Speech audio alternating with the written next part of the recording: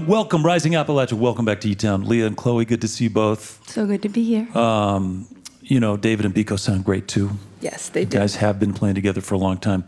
I'm always impressed by your energy. We've played some of the same festivals over the years, and it's great to see how you connect with your audience. You let them in, take them somewhere. It's cool. We try. And it's kind of a remarkable and unique kind of hillbilly world music that you do. It's you know, you've done some traveling. You paid attention. I'm sure you've had what's like one wild adventure you had since the last time we saw each other. Well, I just want to start by saying nobody's coined it hillbilly world music, and I think I like that. Okay. Yeah. All right. We've had a lot of other toys. It's hard of to the describe. genre. Yeah. Usually when there's like boxes that you can check for your genre, we just put arrows and like swirlies all between all of them. We're like, all of them. But not just hillbilly world music. All right. But since the last time we were here, to answer your question, one of the most interesting things we did was a sailboat tour, which was part of the slow music movement that Leah can tell you about. But we went on a 3-week sailboat tour off the coast of British Columbia in Canada.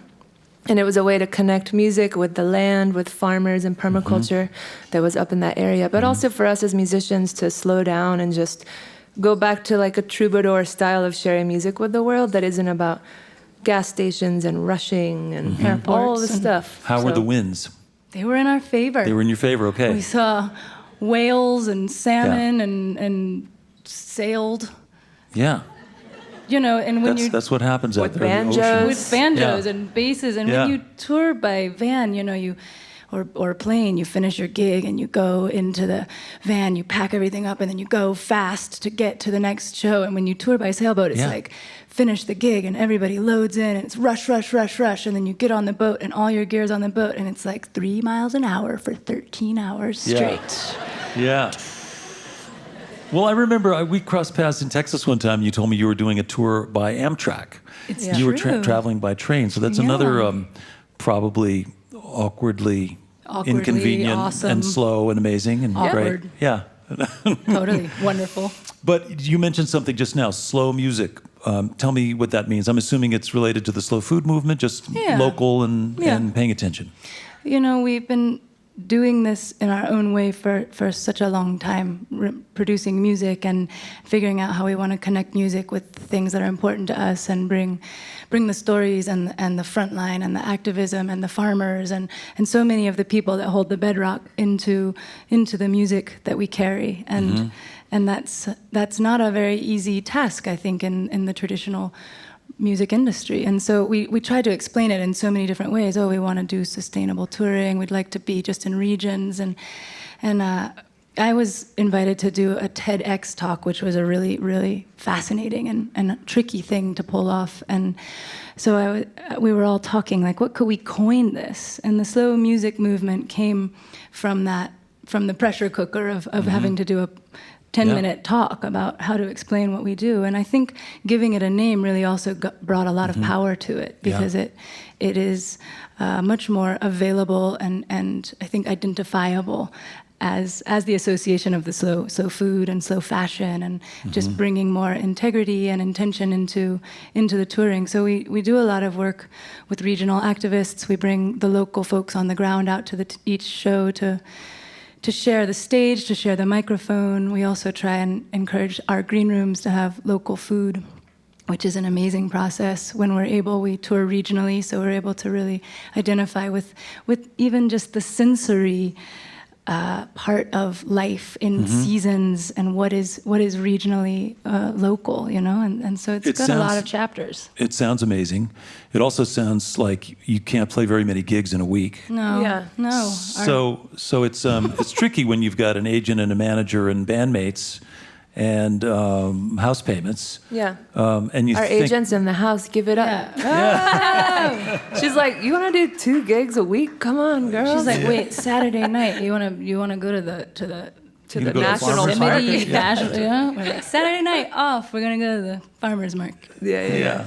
I can Well, hear that's her cool. snickering over there as you ask the question. I like it. I mean, I know that we're always trying to balance the practical and the creative, and there's a million ways to do it. And but it's it sounds like you're onto something, and it's enviable, and it's something that, particularly if you can travel light, travel lean a little bit, you can get into the local community and the local music scene and the local food scene. That sounds great.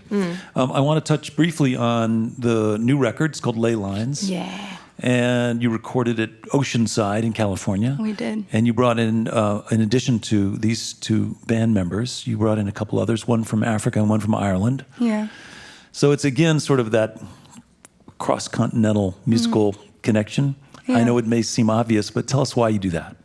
Yeah, I think the name of our project, Rising Appalachia, has always held that in it, where we want to take the bedrock and the foundation of Appalachian music, which is what we were born and raised into, and also rise out of it and create a space for a modern vernacular, a modern folk music that feels like it is honoring the stories of our times. And so to rise out of that tradition involves a much broader world. And the kind of musicology nerdy part of our studies of folk music has also brought us to the deep, deep studies of the roots of Appalachian music, which the banjo is an African instrument.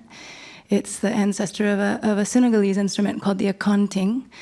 And obviously the fiddle traditions come very deeply from Ireland and Scotland and the British Isles area. And so I think the bedrock of Appalachian music already brings that global reach and Just to, shining a light on it. yeah, to go back and kind of bring it back to a lot more of the traditions and see how it all melds and mingles has been really inspiring to us. And Another chapter in hillbilly world music. hillbilly world Yeah. music. And ley lines is a term that I think is relevant, right? Ley lines isn't that sort of mythical connections that happen.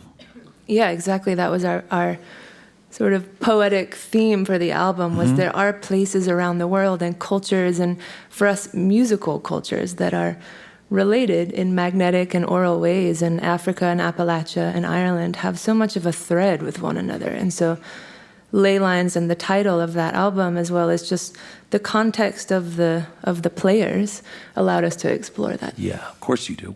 And I imagine everywhere you go, you find yourself in some weird bar in South America, and you can pull out your instruments and make music with whatever you find. Oh, yeah. Yeah. Which we just were in a weird bar in South America. I'm not surprised. I'm not surprised. How did you know that? I'm just telling you, hillbilly world music goes everywhere. It goes everywhere. Yes. So we talked a little bit about your activism, and I know we're going to get back to music in a sec, but as you think about the things you've done, marching, protesting, being there, showing up for indigenous rights or environmental justice, racial justice, other causes, going on a tour by sailboat or Amtrak or whatever, thinking about your carbon footprint, is there anything among all those things you've done that makes you feel particularly proud, like, wow, we really helped accomplish this thing? Because I think so many of us aim in that direction, it's not easy to know or see exactly what the results are. Yeah, that's true.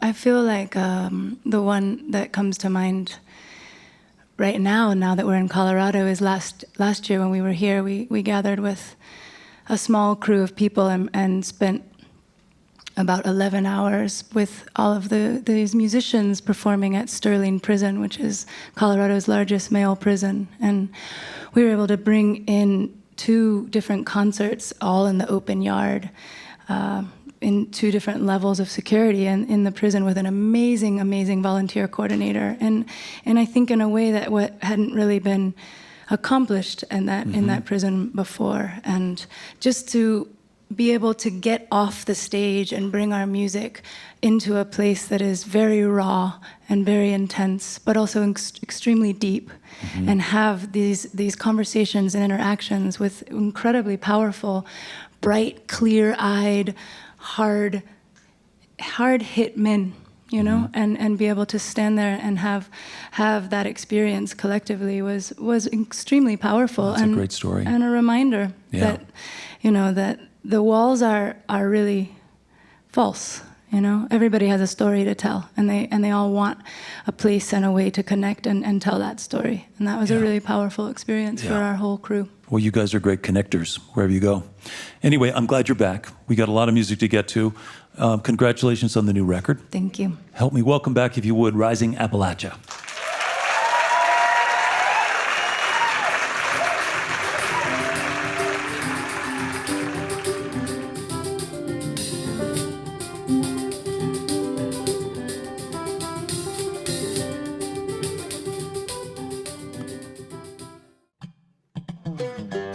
Hi, this is Nick Forster from eTown. If you want to stay up to date with all the performances, interviews, and behind-the-scenes footage, click the subscribe button. Thanks.